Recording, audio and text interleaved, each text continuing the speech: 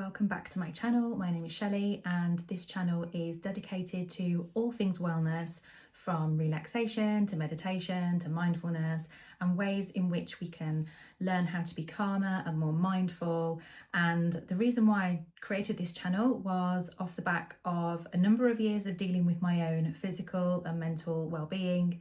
And I actually trained in quite a few modalities to support myself. I've got all of this training and I've got it all to myself, and I just wanted to share it with as many people as I possibly could, really. Just some little golden nuggets that might help others to deal with certain situations, deal with how stressful life can be at times, and learning practical tips, easy, basic, some little things really just to add in, to incorporate into your daily routine or to create new habits, and lots of self-care advice to enable you to be able to cope with life on a day-to-day basis and be the happiest and healthiest and more joyful version of yourself. So today's video is going to be all about how I reduced my cortisol levels.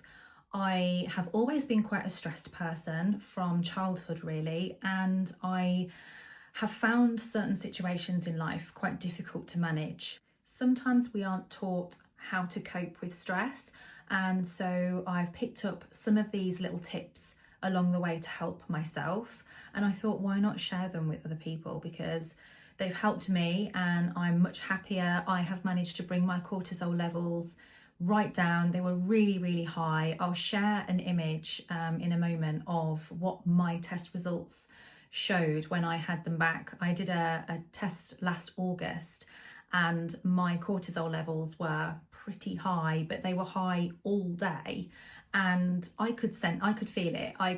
My hair was suffering, my skin was suffering, my sleep was suffering, my diet was suffering, and I was just all over the place. I've had to really kind of basically work on my whole being, my whole routine, and as a result I feel so much better, so much happier, so much calmer. My diet is better, my sleep is amazing now, my hormones have settled down, and I just feel like I can generally cope with life a hell of a lot better. And this is the cortisol pattern that I was showing. So you've got the low range limit down here and the high range there, and my line was just underneath the high. And so that's why I've targeted my focus on my morning routine, because if you focus on the morning routine, then you can generally keep your cortisol level more balanced throughout the day. If you're not keeping it under control until, say, nighttime, when it naturally comes down, then you're not really able to kind of bring it down to this level. So I've been focusing mainly on my morning routine, and that's predominantly what I share in this video. They're really simple tips, things that can just be added in to daily life for everybody and anybody. We live our lives in such a fast pace these days. It's really hard sometimes to switch off at the end of the day or to ease into the day from the morning. We kind of sometimes wake up, pick up our phone and just go straight into emails or straight onto social media. And to be honest with you, making those changes were really difficult, because I got into such a bad habit, like I think many people do, of as soon as you open your eyes, you pick up your phone, you start scrolling, and before you know it, you've seen 100 people's start to the day, 100 people's lives, news, information that you really don't need to see early in the morning. When I received my test results, I wasn't really that surprised. I knew my stress levels were really high. My hair was falling out, my skin was very dry, my internal organs just felt very inflamed. I was suffering with flushing of the face.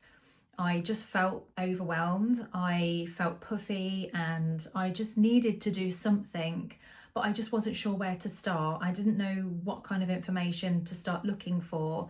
And so I enlisted the help of a nutritional therapist who would be able to help me sort of get a bit of a set, easy, simple routine. So I've trained in all sorts of different things, such as meditation, mindfulness, Reiki, diet, beauty, stress and anxiety management, hormone management, perimenopause and menopause support, and so much more. First things first, as soon as I received my test results and I could see that my stress levels were really high, I also knew that my blood sugar was out of whack as well, and my eating habits were all quite messy.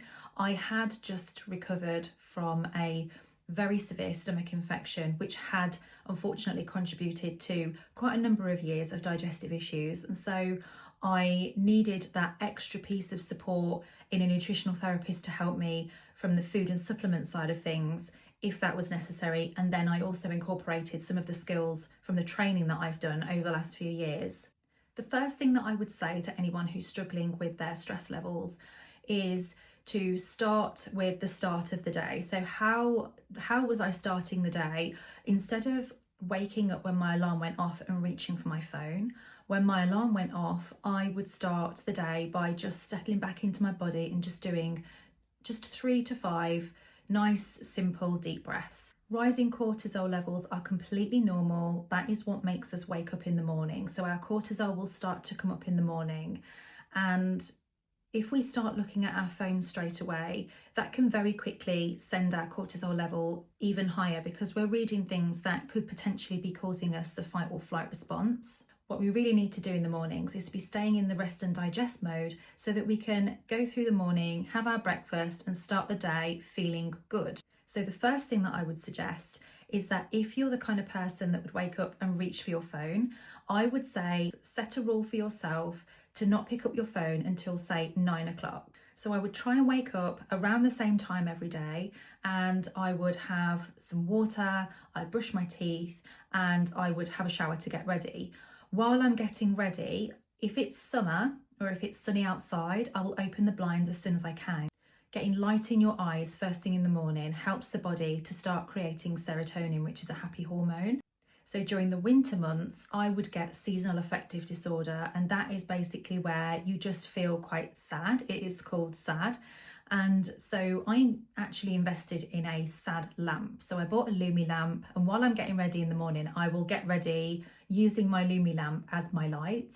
And that made such a difference to my happiness levels. Also, within an hour of waking up, I would try and have a high protein breakfast. Having a high protein breakfast in the morning helps to stabilise your blood sugar throughout the day. So that's one of the main things that I did that helped to stabilise my cortisol levels.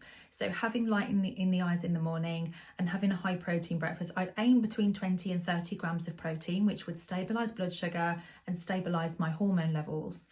It would set me up for the day, and usually my breakfast would last me then until lunchtime. So I was having a nice 4-ish hour gap between breakfast and lunch without the need to have snacks. When my cortisol was out of control, I was snacking quite often, and especially between breakfast and lunch. So my blood sugar levels were doing this, which was causing my cortisol levels to do the same thing.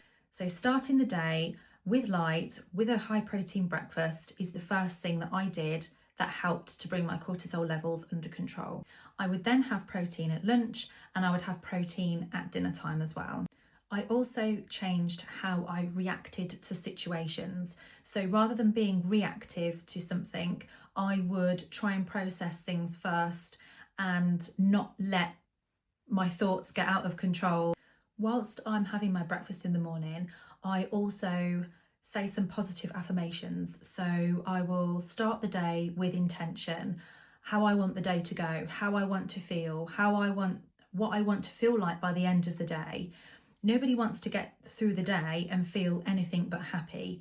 So it's having the intention that you're going to have a great day. And if things happen throughout the day, it's stepping back before you react, before you say anything, before you think anything, and just making sure that you're keeping that level of control and talking to somebody if you feel like you're unsure on how to process something, writing things down. I ensure that I stay hydrated throughout the day. When I wake up in the morning, I will have some water, and I will drink water throughout the day. I try and avoid caffeine as much as possible. I might have one caffeinated drink, but cutting coffee and caffeinated coffee was probably one of the best things that I did for my nervous system. It gave me the jitters, it made me feel anxious, it made me feel very stressed. So I now will have my breakfast in the morning, and then I will have a cup of tea. I don't have anything that's quite strong. I don't have like espresso, or I used to have cappuccino and I had to stop having it, and I noticed such a difference in my body. My heart doesn't race anymore. I don't have the shakes or the jitters.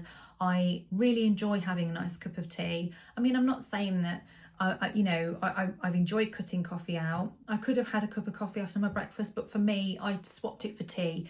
Tea contains L-theanine, especially green tea and matcha tea.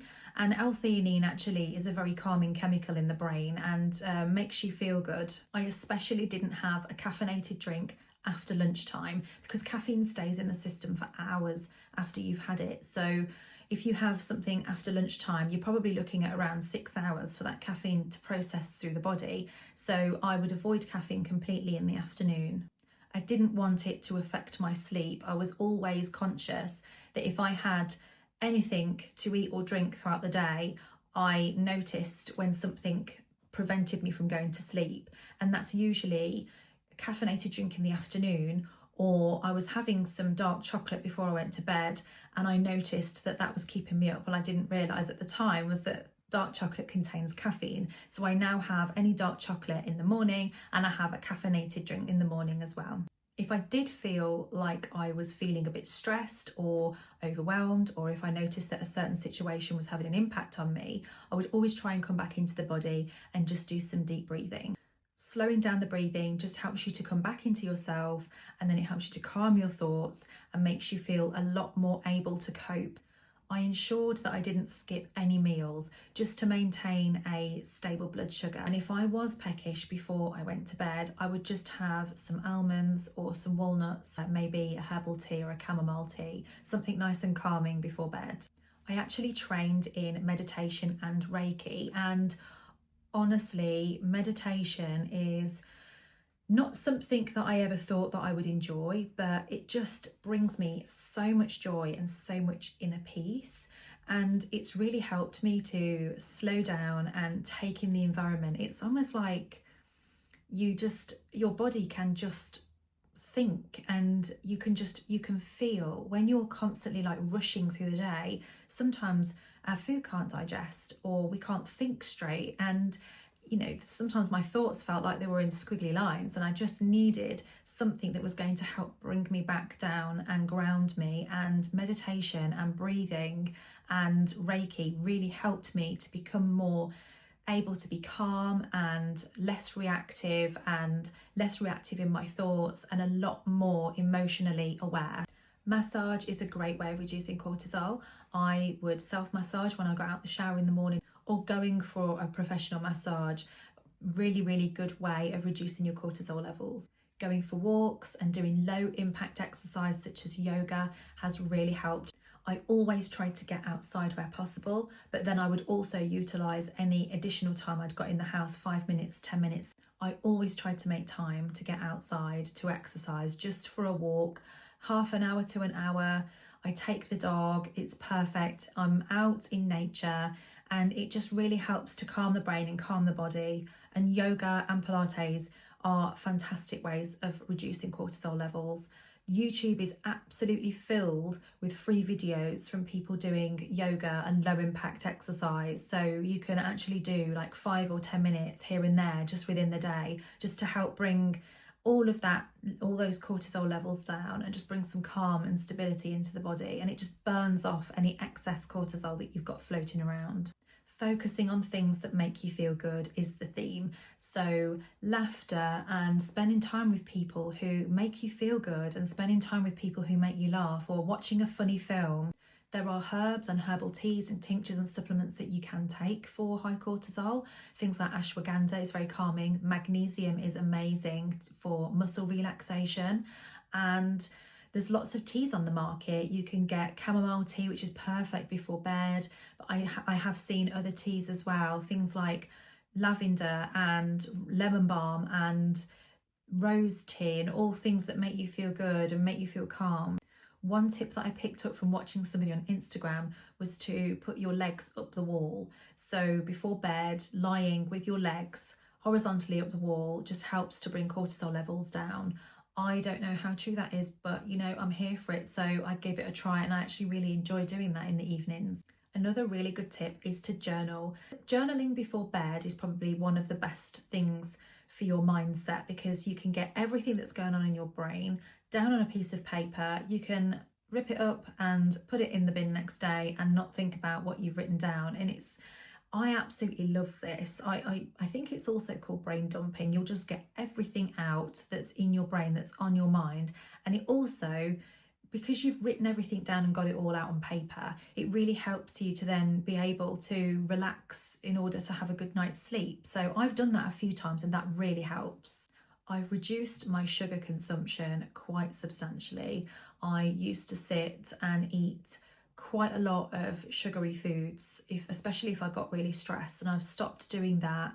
It was difficult at first. I've had to kind of wean right down, but it's made such a difference. It's also made a massive difference to my skin and my hair and things. And my blood sugar is a lot more balanced, which in turn will help prevent the trigger of cortisol release and prevent that spike in glucose. So reducing cortisol is actually a mixture of a few things, but it's definitely how you start your day, what you do during the day, and how you end the day. And I would say to anybody who is trying to reduce their cortisol levels or to reduce stress levels is, if you don't want to write it down and keep a diary, then try and become more aware of how you start your day, what you do through the day, how you finish the day, and notice, if you can, as many times as you can, whilst you're trying to figure out what you need to change. Notice how or what triggers. Are you reactive? Are you eating things that are maybe spiking your blood sugar? Are you drinking caffeine? Are you drinking caffeine late in the day? Are you having too much sugar? And just trying to get an awareness of where your body feels stressed, where your heart starts to race. And I felt like when I was doing this, I noticed the people that I was surrounding myself with, where I was, what I was doing, what I was eating, what times, and just making small tweaks have all helped to bring my cortisol levels right back down. I haven't retested, but I know for a fact that my cortisol levels are nowhere near as high as what they used to be, because I just feel so different. I feel so good now. I feel so much better than what I did going back a few months. So to recap, this is now how I go through my day to make sure that my cortisol levels stay low. When I wake up in the morning, I don't reach for my phone. I will have some water to hydrate. I will get some light in my eyes. I'll eat a high protein breakfast, and all within an hour of waking. I then don't have caffeine until after I've eaten breakfast. I try not to snack in between meals. If I do, I try and keep it to a protein-based snack. I make sure that I exercise every day, even if it's just a half an hour walk, and outside where possible. I try and make sure that I spend my day with people who make me feel good, and the environment that I'm in is important. So I like to make sure that I'm happy where I am and who I'm with. I keep my exercise low impact. I check in with myself throughout the day just to make sure that I'm breathing properly. And if I feel myself getting into a situation or I feel my heart rate is starting to increase, I will just do some nice breathing techniques just to bring that down to a nice level. I have done another video which talks about how I would get myself out of fight or flight. So if you want to check that out, that is the first video that I created for this channel. And then towards the end of the day, I will try and keep things nice and calm, and I will make sure that I'm winding down and actually having a nice evening. To wind down towards the end of the day, sometimes I will have an Epsom salt bath, which is lovely and calming, and it also restores your magnesium levels. Or I'll do some nice light stretching before I have my shower, and I will make sure that I'm massaging my body lotion in after my shower and making sure that I'm not going up to bed too late. I try and go to bed at around between 9 and 10 p.m. Just so that I can read. Reading before bed has been amazing to help my brain to wind down. Sometimes I'll read self-development books, but most of the time I like to read fiction, and it's just a really nice way of ending the day. And also, if I feel like I've got quite a lot of things going on in my head, I will just grab a plain piece of paper and just brain dump it all down. So I'll just make a note of literally any thoughts that pop up. I will just write them down on a piece of paper and then just get rid of those thoughts so I can have a nice sleep.